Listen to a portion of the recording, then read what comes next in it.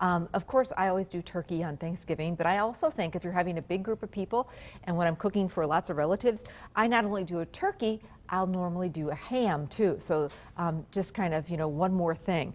And this has got to be one of my all-time favorite ham recipes. It's one of the recipes in my new cookbook. So simple. It's perfect not only for Thanksgiving, but great for Christmas. And ham, I think, is one of those things that it's a no-brainer to do. Because unlike turkey, you don't have to worry about it cooking to a certain temperature and, you don't have to worry about stuffing it. Ham is pre-cooked already, smoked. You really can't screw it up. It's already done for you. You're just warming it in the oven. The leftovers, from split pea and ham soup to great ham sandwiches and scalloped potatoes and ham. There's a ton you can do with it. But whenever I serve a ham, I got to dress it up with a really fun glaze. So sip of coffee and I'm going to get to work on this one. And this is so easy, this glaze. It's like just 3 ingredients. So anybody can do this. Okay, the first thing I'm going to do is I'm going to score the ham and give it kind of a crisscross pattern. So I just take a knife, and you don't need to cut too deep. And this is going to work for any type of ham. I'm using a nice big whole ham, but the same method will work for a half a ham.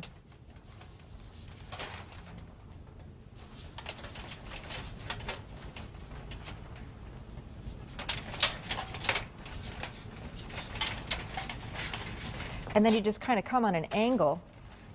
And then when this bakes, it's going to give a nice kind of crisscross pattern.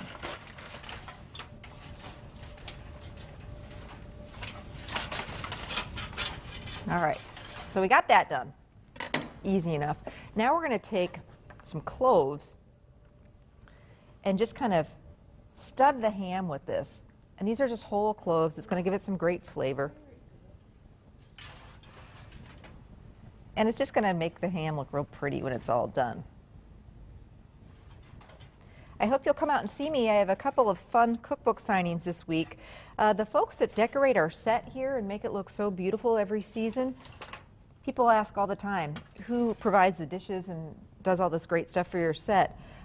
It's a lovely store in Bellevue. It's called Homestead Decor. And right next to it is a wonderful place great place for lunches or breakfast. Which is called the Grapevine. Anyway, they're having a neat kind of a holiday open house this Thursday afternoon, 1 to 2:30, and I'll be out there with my new cookbook signing and great holiday shopping there, great gifts. My daughter Ireland loves that store. They carry Vera Bradley, so she's all about that. But anyway, hope to see you out there this Thursday afternoon. So maybe have lunch and come by and see me, do some holiday shopping, 1 to 2:30. And then Saturday, I'm a couple different places. I'm at Schwartz's. They have the most gorgeous holiday craft fair. Schwartz's in St. Anna. It's a supper club, but in the morning on Saturday morning, they do a great big holiday open house, and I'll be out there from 8 to 11:30 at Schwartz's in St. Anna. And then after that, in the afternoon, Saturday afternoon, I'm at Cook's Corner. All right, my glaze. Dijon mustard, about 1/2 cup, and I just eyeball it, and 1 cup of brown sugar. So that's my mustard. Told you, it just doesn't get much easier than that. You just mix these together and kind of form a paste.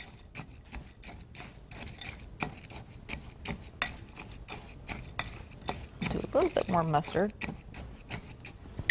My brown sugar sat out a little bit, so it got a little crunchy. Good tip for you. Take it right out of the bag and use it right away. Boy, this just really works. Mustard and ham go so great together. I love Dijon mustard.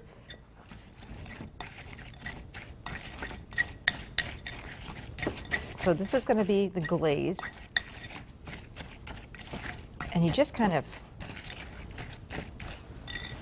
put this all over the ham. And of course, when it bakes, it's going to melt.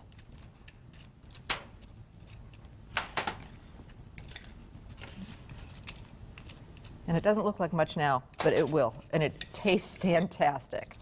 Okay. So get that all in there and over there.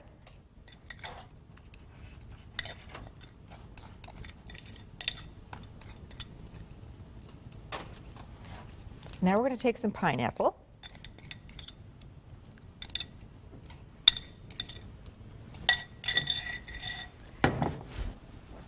And I've just got some nice pineapple slices. You can use fresh, you can use just the canned. And I just kind of put this all over the ham.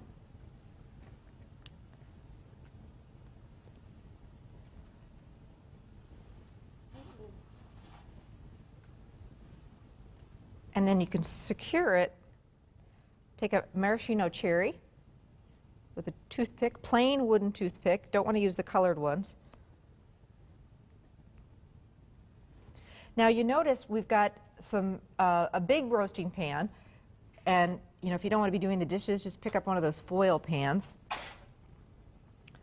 But we've lined this roasting pan, and even if you do use one of the foil pans, you'll want to line it with some big pieces of heavy-duty foil, because when we bake this, we're going to actually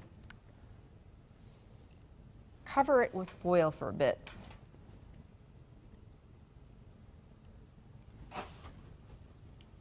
Okay, so we've got our ham all studded, and we've got our decorated with the pineapple and the cherries. Now here's the last ingredient, and this is fun. 1 can of Coke. Just goes over the ham.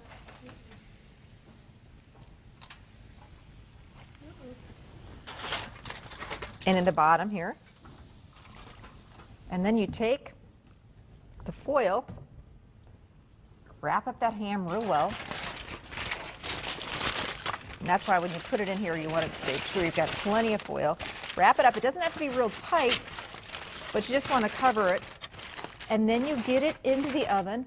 We bake it for about 20 minutes per pound until that ham is nice and warm through.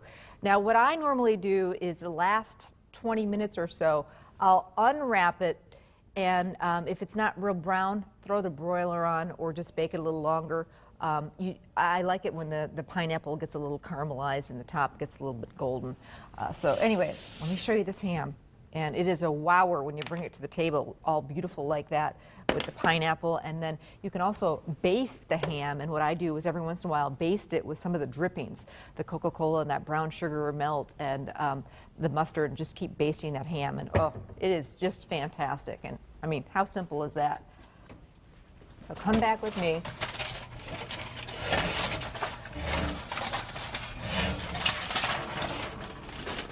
And it's heavy,